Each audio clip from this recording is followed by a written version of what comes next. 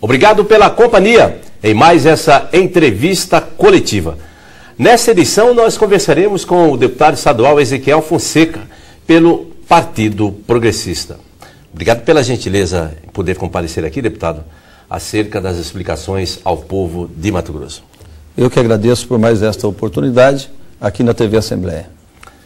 Acompanha esta edição do Entrevista Coletiva o radialista Narbal Guerreiro.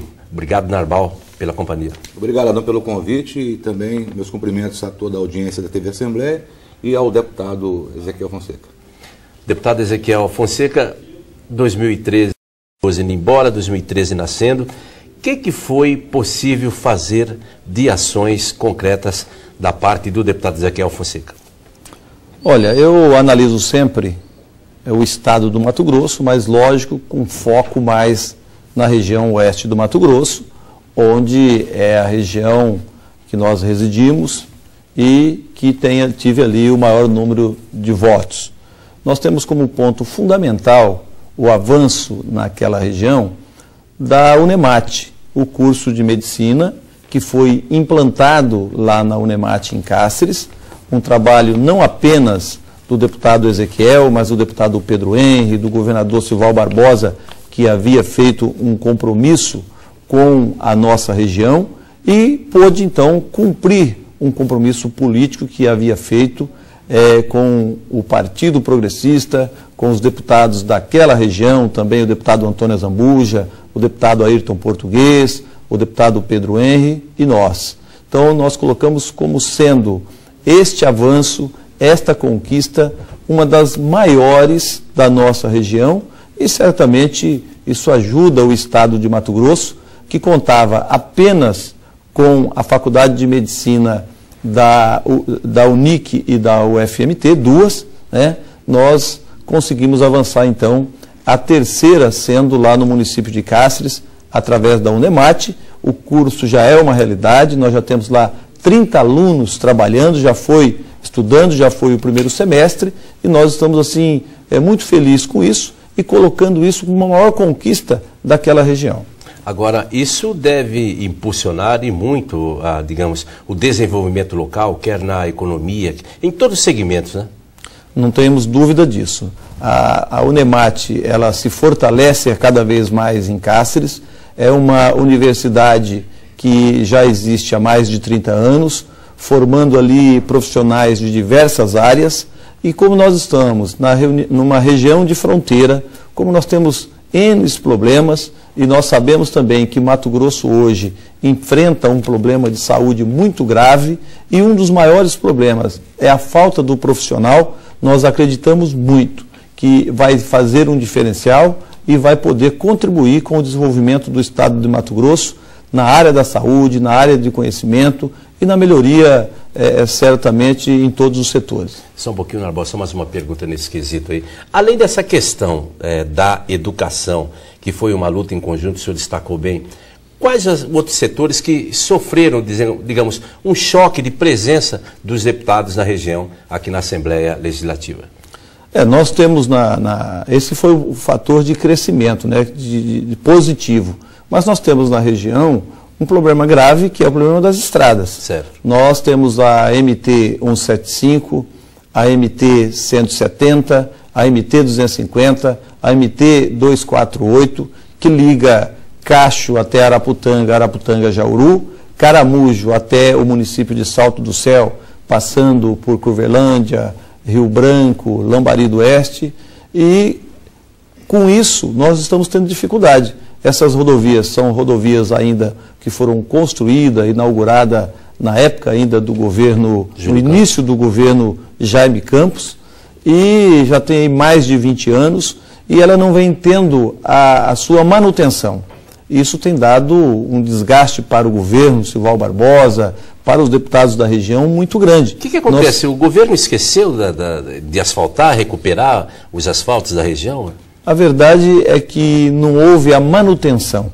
A manutenção está sendo precária, apenas uma recuperação de tapa-buraco, e me parece que a rodovia, ao ser construída também, ela não foi dentro das normas técnicas. Nós temos o exemplo da 170, que todos os anos tem feito o tapa-buraco e não resolve a situação, vai ficando cada vez pior. E nós chegamos a uma conclusão, não apenas eu, mas os 3 deputados da região e o deputado federal Pedro Henrique IV, que nós não aceitávamos mais lá apenas o tapa-buraco. Nós precisamos ali de uma recuperação completa naquelas estradas. E ficamos brigando, tentando conseguir recursos para que a gente pudesse fazer ali realmente uma recapagem completa, solucionasse de vez o problema da rodovia. O governo de Mato Grosso passou desde de 2010 e 2011 e 2012, nós não conseguimos alavancar recursos orçamentários para isso. E a situação foi ficando cada vez pior, vários acidentes aconteceram neste período e a população da nossa região, que transitam por essa estrada, que são 2 estradas importantes e únicas, estão realmente muito chateadas, estão realmente muito preocupadas, ao ponto que fizeram, há dias atrás, um movimento pela vida, defendendo a recuperação dessas 2 estradas. É verdade, Darboe. O senhor acredita, o senhor como municipalista, presidente aí da Frente Parlamentar Municipalista, já a sua larga experiência, foi presidente da AMM, prefeito, como é que o senhor vê agora também essa situação do repasse do governo para os municípios e também com essa questão da revisão da distribuição também para os municípios do FPM? Pois é um assunto que realmente tem chamado a atenção, tem tirado o sono dos prefeitos e nós também da bancada municipalista, de tal forma que os municípios brasileiros têm sofrido demais. O governo federal, ele abocanha os recursos e não faz a transferência ao contento, ou seja, à necessidade que precisa.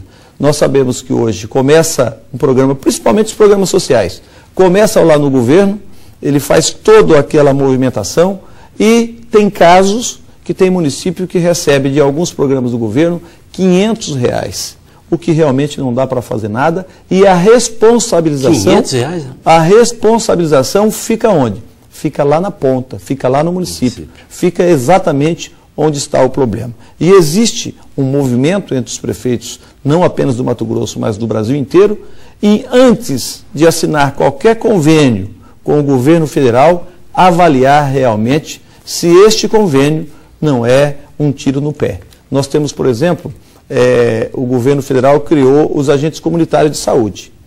Naquele primeiro momento foi importante, foi necessário, até hoje é importante a figura dos agentes comunitários de saúde. Porém, depois de 3 ou 4 anos, repassa-se para o município e o município foi obrigado, inclusive, a fazer concurso público, porque como que você vai ter um funcionário que vai estar trabalhando 1 ano, 2 anos, através de contrato, até quando? Sem a seguridade do servidor. Então, esse é um exemplo, mas são vários outros exemplos que é colocado, que é feito através de convênios e que só traz, na verdade, acarreta sobrecarga e prejuízo para os municípios do Brasil. Constitucionalmente existem algumas implicações, por exemplo, com a saúde básica, que é dever do município. Existe também uma outra ponta, inclusive em alguns noticiosos, a gente acompanha, a questão do superendividamento dos municípios. Né? O senhor acha que com a reforma tributária pode-se mudar esse quadro? Existe uma luz no fim do túnel para os prefeitos, para a prefeitura, principalmente nessa época do ano? Olha, a luz no fundo do túnel que existia começa aí pelos royalties do petróleo, que era para haver uma melhoria da receita para os estados e para os municípios. Nós vimos aí, por último, que depois de aprovado pela Câmara Federal, né, a presidente Dilma vetou esse projeto, que vai apenas continuar atendendo o Rio de Janeiro e o Espírito Santo. Os prefeitos, os governadores, inclusive, né, estavam até animados ao ver o projeto de lei passando pela Câmara Federal, mas depois, com este veto, o que nós estamos tentando mobilizar agora, junto com os prefeitos do país inteiro, do país inteiro, menos o Rio de Janeiro e o Espírito Santo, que não tem o que reclamar, é que seja feito realmente o rateio para todos os estados brasileiros e os entes federados, porque aí vai chegar até os municípios. O senhor acha que essa argumentação de que a questão da segurança jurídica, a insegurança jurídica, aliás, que pode gerar, na verdade, a revisão desses contratos e de toda, aliás, a regra do jogo com relação aos royalties. Existe a argumentação que isso aí pode gerar essa insegurança jurídica. O senhor acredita que essa argumentação é válida? Ela cabe na situação? E querem colocar, inclusive, existe uma outra proposta, não, do efeito no tunc da situação. Daqui para frente. Daqui para trás continua a mesma coisa do contrato. Como é que o senhor vê isso? A questão da segurança jurídica e a questão de uma nova regra daqui para frente. Olha, eu até li no Estado de São Paulo, na Folha de Estado, toda essa explicativa, e eu discordo totalmente dessa explicativa. Eu entendo que o Estado do Rio de Janeiro, com todo respeito ao Estado maravilhoso que é, ele precisa entender de que ele já é privilegiado e há tempo já vem tendo esse privilégio e que não é daqui para frente não, é tudo. E que todos os governadores do Estado, com exceção dos outros dois, precisam se mobilizar. Essa insegurança jurídica, para mim, ela não existe e que nós vamos realmente fazer uma grande mobilização. Prefeitos, as bancadas federais que estão lá, os deputados estaduais também, os vereadores, e convencer a presidente Dilma da importância que é a derrubada desse veto, que inclusive nós queremos que a Câmara Federal faça isso. Inclusive, eu acho que esse argumento também, acompanhando a linha de raciocínio do senhor, é que também não pode, na balança, essa argumentação, ela sobrepujar a situação também do desequilíbrio e da injustiça, vamos colocar assim, porque passa a desigualdade desses repasses para os outros estados e também para os municípios, né? Tem razão. Exatamente, a situação se agrava a cada dia. Os municípios brasileiros, os mais penalizados. E quando se tem uma oportunidade de dar uma mão aos entes federados que mais pagam o preço lá na ponta, é tirado o direito, porque 2 estados apenas não aceitam que façam isso e inventam essa história da insegurança, que na verdade quem colocou isso foi a assessoria jurídica da presidente Dilma, para justificar esse veto, e nós não aceitamos isso. Nós temos que ir à frente, não podemos desanimar, e até porque é difícil você ver 2 estados mandar no nosso país, tendo em vista a dificuldade e a desigualdade que se tem no Brasil. Nós não podemos aceitar e precisamos avançar nisso. Acho que os prefeitos precisam continuar fazendo o movimento, as assembleias legislativas precisam também engrossar esse movimento, e nós precisamos fazer com que a presidenta possa realmente entender e fazer mais, fazer com que os deputados derrubam esse veto e que possa atender, então, todos os estados brasileiros e todos os municípios do Brasil. Deputado, explica rapidinho aqui para o amigo telespectador, como o Mato Grosso seria beneficiado, qual a alíquota que seria repassado aos estados não produtores? Não, é uma alíquota um pouco menor. Existe, eu não sei de cabeça aqui, mas tem os percentuais. Uhum.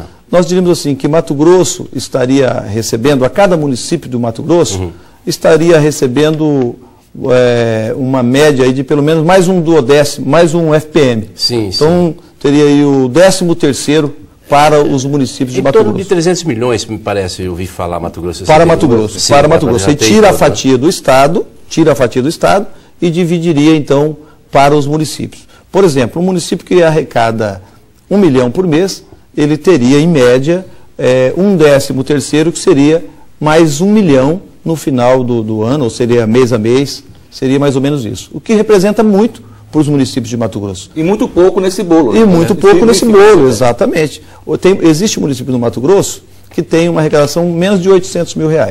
E que se ele recebesse esse incremento de 800 mil, faria uma grande diferença, né, para que ele pudesse organizar.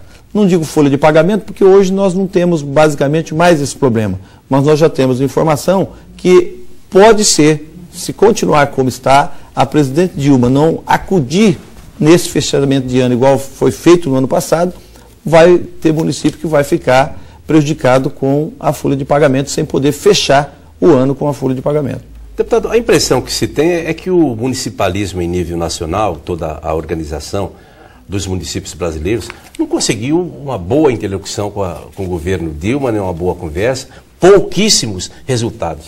O que aconteceu aí nesse intermeio? O que atrapalhou aí, na verdade? Olha, eu venho acompanhando isso com muita atenção e eu tenho visto, vou dar apenas um exemplo, emendas parlamentares. Existe um movimento grande de que as emendas parlamentares precisam ser extintas. Existe um movimento que, para diminuir, inclusive, vereadores não ter salário. É verdade. Então, parece-me que o problema é os municípios do Brasil. Parece que o problema está só lá, na ponta. E o problema não está lá na ponta. Na minha visão, está lá em Brasília. É lá que as coisas realmente acontecem, que as pessoas definem a vida do brasileiro, que está lá na reserva do Cabaçal, no meu município. Então, o que precisa realmente é que a presidenta Dilma precisa ter um pouco mais de noção de municipalismo, um pouco mais de noção de que os municípios precisam do apoio, e ela é uma pessoa que construiu o programa Luz para Todos. Ela sabe exatamente o quanto foi bom o programa Luz para Todos, que atendeu lá na ponta.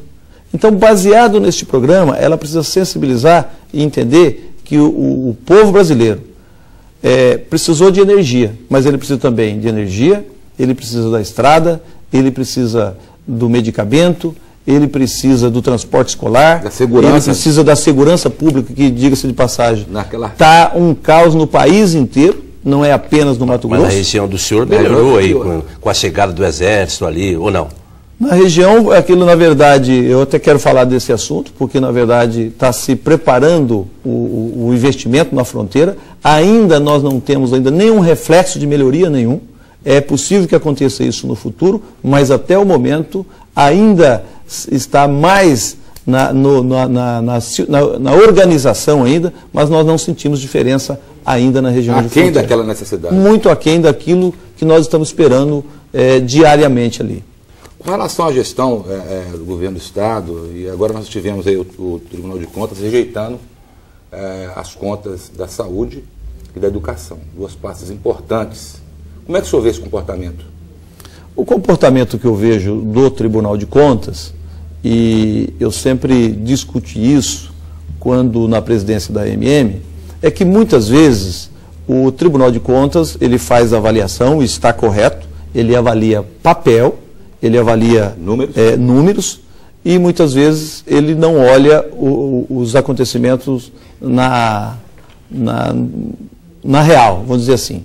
No caso da saúde, eu diria que nós estamos vendo aí a choradeira que está, o problema que está, então eu não estou aqui para dizer que está errado, porque analisou, está errado tecnicamente e está ruim também no dia a dia. O aspecto social... O aspecto social está ruim, não tem avançado, né? Então, tudo bem. Mas o tribunal, ele avalia realmente a questão do papel. Na área da educação, a gente tem visto aí que a educação, quando diz a respeito da melhoria, do IDEB, do aprendizado, também não está avançando. Agora, nós estamos vendo aí que o ensino médio em Mato Grosso é realmente o que está numa situação pior, né? Nós entendemos que o Tribunal de Contas, o que eu vi pelo menos que ele está dizendo, é a questão de obras. E essa questão de obras em Mato Grosso, nós temos visto que o tribunal tem cobrado bastante. Por exemplo, tem o GeoObras. O GeoObras foi algo importante para o Tribunal de Contas, importante para os municípios, porque é em tempo real. O GeoObras é um satélite vendo 24 horas. Big Brother, o Big Brother. Isso traz uma contribuição. Não tem saída para uma gestão. Exatamente. E isso tem trazido uma contribuição social muito grande, né? Às vezes eu até acho que o tribunal, às vezes, exagera um pouco, mas nesses dois casos, eu preciso dizer que o Tribunal de Contas demonstra que está fazendo o seu trabalho, está com os olhos abertos, está contribuindo com o desenvolvimento da sociedade, na questão da economicidade, na questão de boas prestações de serviço. Transparência da coisa pública. Então eu tenho que parabenizar o Tribunal de Contas e dizer que nós realmente, como homem público, como gestor público, precisamos caprichar mais, precisamos estar mais atentos e precisamos fazer com muita transparência aquilo que foi nos creditado. Você ser gestor público, está cuidando de dinheiro, né, dos impostos dos que contribuem. E que, em troca, se você está numa área da saúde, você precisa fazer todo o esforço possível para que a saúde seja de qualidade. Então, nesse aspecto, eu defendo o Tribunal de Contas, mas penso que nós estamos avançando e isso serve também para que cada gestor tenha realmente a certeza de que a coisa é muito séria e que dinheiro público é uma coisa que precisa ser tratado com carinho e com muito respeito. Antes de voltar no assunto que eu gostaria de falar, da questão da fronteira na região, principalmente do Oeste, segurança, aliás, eu gostaria de perguntar para o senhor o seguinte: saiu há pouco tempo, essa semana agora, o ranking da Unesco com relação à educação, né, e o Brasil está, se não me engano, no 88º lugar. E por outra ponta, eu não lembro qual foi o instituto, Adão, que também publicou o ranking dos países mais corruptos. E aqui, com relação à educação, na América Latina, o Brasil está atrás da Argentina, do Chile, seria até esperado, mas também do Equador e da Bolívia. E existe, entre o que foi descrito, colocado desse ranking, com relação à corrupção, os países que estão mal colocados na questão da educação são os que pontuam no topo da lista dos países corruptos. O senhor acha que essa relação realmente procede? Não tem nem dúvida disso. À medida que você pega um recurso que é para colocar na educação, que é para construir uma escola que dê um conforto ao aluno, e esse recurso é desviado, se tem a corrupção, você não tenha dúvida de que a educação vai ser de péssima qualidade. E tanto é que é inversamente proporcional. À medida que você tem o investimento, que você tem uma sala de aula com conforto, um investimento no educador, você tem uma qualidade bem melhor de ensino. Então isso é sem sombra de dúvida, está correto. Agora, eu estava vendo também uma outra pesquisa, que eu não me lembro qual é o instituto, que de 40 países, o Brasil ficou em 39º. De 40 foi feito, ele ficou na educação, penúltimo.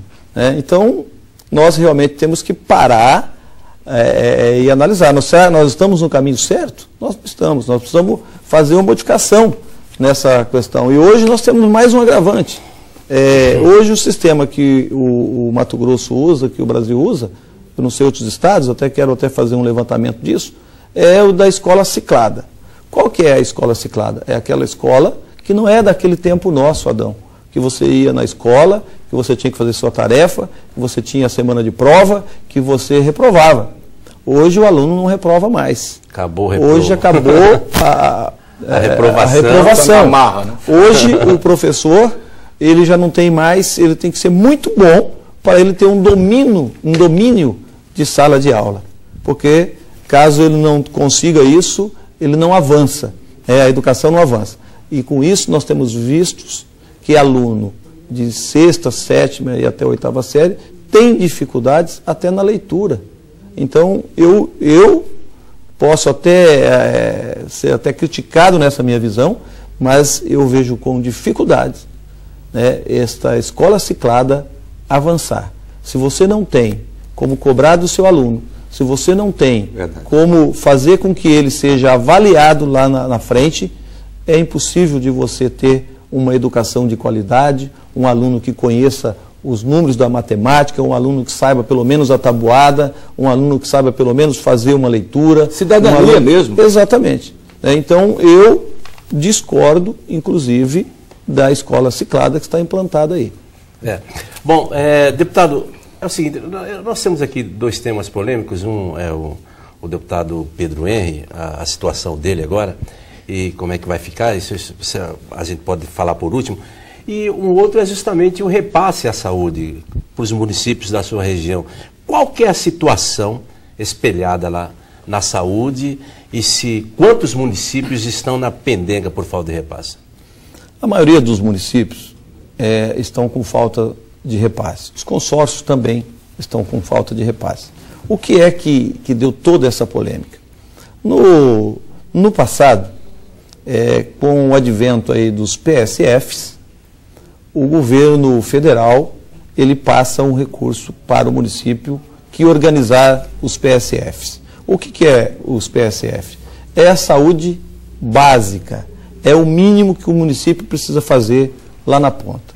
O governo também, acompanhando este trabalho do governo federal, fez um compromisso de fazer um repasse também para ajudar os municípios a melhorar a saúde básica lá na ponta.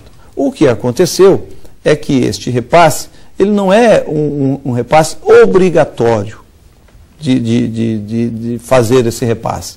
Então ele é meio que facultativo. E com isso, o governo, passando as suas dificuldades, ele foi segurando esses repasses, foi segurando, e isso causou um problema, inclusive contábil, muito grande. Sim. Além do problema na saúde, um problema contábil. O Tribunal de Contas cobra que os municípios precisam prestar essa conta, e os municípios cobram do governo que precisa entrar o dinheiro até para prestar a conta. Mas porque já consta no balancete. Exatamente, exatamente. Então criou um problema que não é apenas o problema da saúde, é um problema técnico também que precisa ser resolvido. E, com isso, a Associação Mato Grossense dos Municípios entrou juridicamente e receberam, então, o parecer favorável de que o governo do Estado precisa fazer esse repasse. E, então, agora, mesmo que atrasado, o governo Silval Barbosa está fazendo os repasses aos municípios para que eles possam cumprir tecnicamente aquilo que está no orçamento e também atender, fazer o dever de casa, que é a saúde básica. Bom, quer continuar esse assunto, Arbal? Não, eu só queria ver se podia tornar um assunto que o deputado gostaria de falar, que é a respeito, e também é muito interessante, importante, começamos a abordá-lo, a segurança na região de fronteira, principalmente dessa região de onde o deputado tem lá a sua base. Deputado, se trabalhou no atacado na segurança, mas o varejo continua como? Delegacia, agentes? Exato. Pois é, a região de fronteira do estado de Mato Grosso, que tem pelo menos 900 quilômetros aí de linha seca, não é totalmente seca porque tem 250 e pouco que tem a área do Pantanal, mas pelo menos 700 quilômetros de linha seca, né? Precisamente ali na minha região ali, que nós temos 28 municípios do Mato Grosso que faz a divisa ali com a fronteira, e nós temos ali diversos problemas. Um dos problemas, por exemplo, é a questão fundiária, porque até 150 quilômetros é área de segurança nacional, e aí uma hora o Estado entra e é do Estado, outra hora o INCRA entra e é do INCRA, e até hoje nós não conseguimos resolver o problema que eu digo que é mais grave de todos, que é a regularização fundiária da fronteira do Mato Grosso com a Bolívia. Mas, além desse, nós sabemos que os nossos vizinhos bolivianos, a lei que rege lá é diferente da nossa. Totalmente. Lá, por exemplo, é liberado a questão dos entorpecentes, não é? A coca é permitida. E lá é um grande produtor. Não chega a ser entorpecente, mas é a matéria-prima para a produção dele, né? E o descanso dele, né? E com isso o Mato Grosso passou a ser o corredor, onde eles saem de lá, passa por ali por ter a facilidade de ser uma divisa seca, né? Entra por aí e vai seguindo aí para frente. Outro aspecto também é a questão até do automóvel, né? Com essa lei agora lá, liberada a legalização. Outra questão, essa lei que liberou lá a questão do automóvel. O cidadão está ali em Castres, daí 40 minutos, 50 minutos ele está lá do outro lado. Com veículo furtado, roubado? Exatamente. E então, pode regularizar o carro lá. Então nós temos todo esse problema, além do problema que o INDEA enfrenta, não é? Que é da questão do gado. Da questão aí, da fitose, que de lá para cá, a questão da vigilância sanitária. Então são vários problemas. E que é precária demais no país vizinho, né? Vários problemas, que basicamente não tem. O Brasil faz o dever de casa. Entramos até 50 quilômetros lá numa parceria que foi feito Mato Grosso, né, com a Bolívia, fazendo todo o saneamento lá do rebanho boliviano. Né? Então, tudo isso precisa ser olhado, e parece-me que agora começa a se falar da fronteira, começa a discutir o problema, que não é apenas um problema de saúde. Nós atendemos os bolivianos que entram de lá para cá. Até Cuiabá. Até Cuiabá. E você imagina ali os municípios de fronteira ali, por exemplo, Porto Espiridião, a cidade de Cáceres mesmo, Jauru. Mirassol do Oeste, Jauru, Pontes de Lacerda, Vila Bela, todos aqueles municípios sofrem com isso. E nós precisamos realmente encontrar algo que venha e olhe, qual que é a situação? A situação é tudo isso que nós estamos falando aqui. E precisa, então, achar uma forma de resolver. Qual é a forma que está se encontrando? Hoje foi criado agora pela presidente Dilma também, o Comitê de Fronteiras. Por quê? Num levantamento que foi feito também através do IBGE, ficou claro que os municípios de fronteira, começando lá do Rio Grande do Sul, parando lá no Amazonas, todos eles têm um IDH abaixo da média dos demais. Isso ficou muito claro que, então, os municípios de fronteira têm problemas. Atenção especial. Tem problemas. E tem problemas na formação do IDH, que é tudo isso que eu falei. Sim. É saúde, é educação, é habitação, é a infraestrutura. Não? É a infraestrutura toda. Está se discutindo agora, então, no Comitê de Fronteira, tudo isso. A questão da segurança de fronteira, aí entra o Ministério da Justiça e da Integração Nacional também. Das cidades, fazendo todo esse trabalho. Aliás, são todos os ministérios que fazem parte, né, do Comitê do Comitê de Fronteira, para discutir todos os assuntos. Então, iniciou esse trabalho. Aí vocês me perguntavam, mas já está dando resultado? Não. Ainda está muito na conversa e no pouco resultado. Mas nós estamos otimistas que, pelo menos, abriu-se uma porta onde os ministérios fazem parte e nós agora estamos no momento em que o Estado, junto com esse comitê, os municípios da região, elaborando projetos, e aí que nós temos que ter essa capacidade de elaboração de propostas que possam ser implantadas nesta região, e aquela região de 150 quilômetros, que era apenas de conservação e que nós entendíamos que ali era uma área de segurança, a segurança se faz colocando gente, dando escritura, dando qualidade de vida e fazendo mais, produzir naquela área que até então era improdutiva.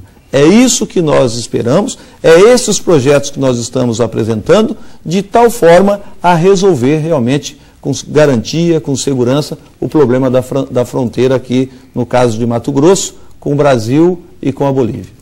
Deputado, está faltando alguns minutos para encerrar esse nosso bate-papo com o deputado Ezequiel Fonseca. Nós queremos agora conversar sobre política, já que esta semana um dos principais líderes do PP acabou sendo alvejado pela providência do STF.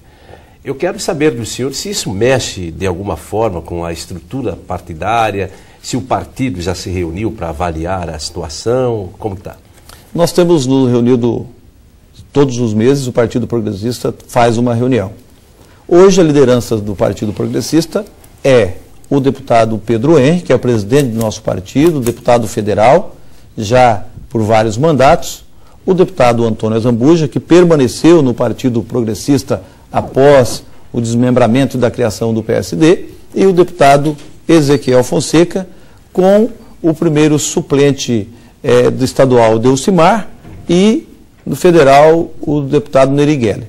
Nós sempre estamos nos reunindo, avaliando a situação em que está passando o nosso deputado federal Pedro Henrique, e que eu sempre tenho defendido, que foi um deputado atuante, que trouxe para Mato Grosso milhões de reais através das emendas, através do trâmite que tinha no governo federal, e que agora, né, realmente nós acompanhamos a história do Mensalão, onde ele foi condenado. E junto com ele, outros deputados. Ele pensa em você está sabendo se ele vai recorrer dessa sentença, se cabe algum recurso ainda?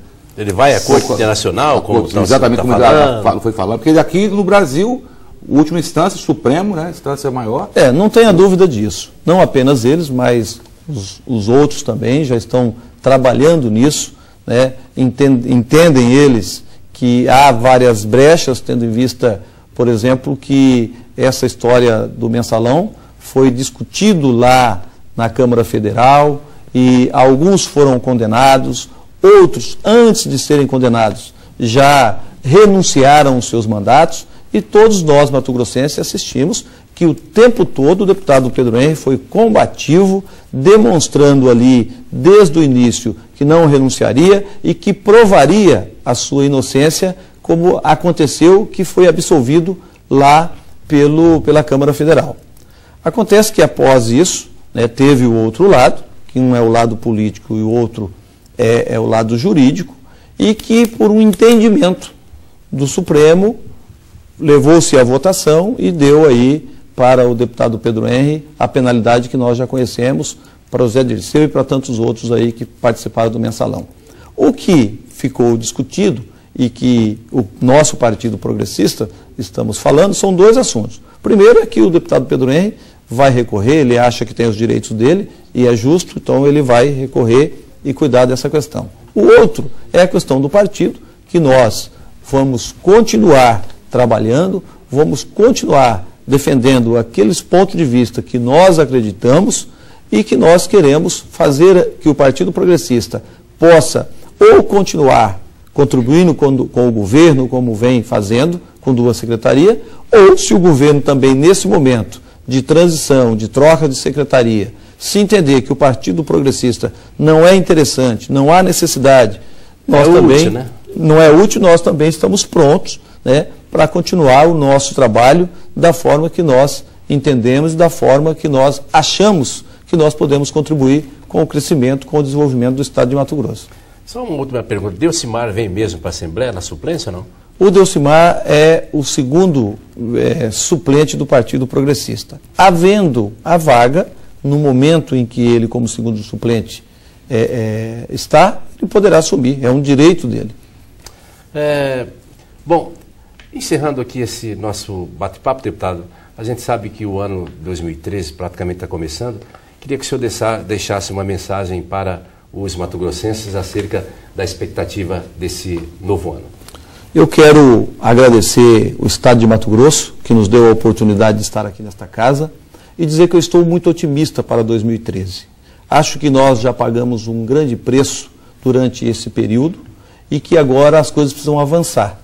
2014 é ano da Copa, mas o ano importante para todos os mato-grossenses é 2013.